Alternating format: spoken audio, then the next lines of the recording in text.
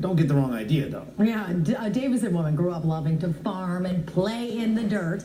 And it didn't take long for her to turn her passion into profit, creating an eco-friendly skincare line.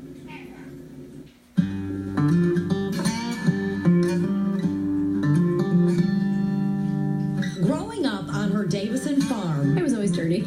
It was really funny, but really rural Davison. We were just kind of out in the country, and I was a dirty girl. Rosencrantz's love of nature didn't end there.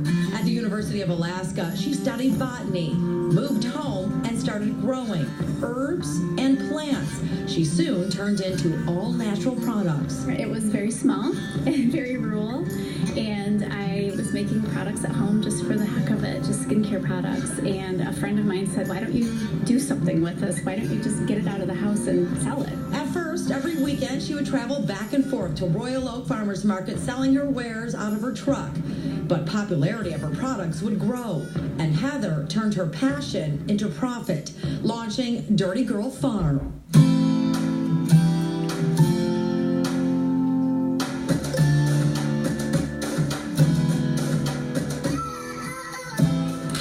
Started everything. That was my first. That was my daughter's favorite because it was green. It was a salve, and she would get a little cut on her hand, and I would put the green stuff on it. From her boo-boo balm to skincare remedies to anti-aging skin products and everything chemical-free in between, even the packaging is eco-friendly. The Dirty Girl products inspired by her customers' needs. We just keep manifesting these allergies with more GMO products, so we don't do any of that here. We're going back to the simple types of things, natural things, things that wouldn't harm our kids' skin, things that weren't loaded with chemicals and that weren't just synthetic that you couldn't pronounce.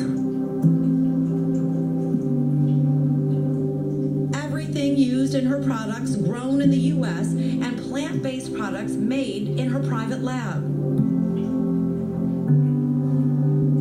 The Wild Violet Eye Cream, and again, that was one of the first skincare items that I ever made, and it was something I was using when I was in the greenhouse, so I was protecting my skin. Private lab. She built her now booming apothecary business from the dirt ground up, and you can now find it online and every weekend at the Royal Oak Farmers Market. Fantastic, and I love it now because people are so interested in chemical-free, allergen-free too.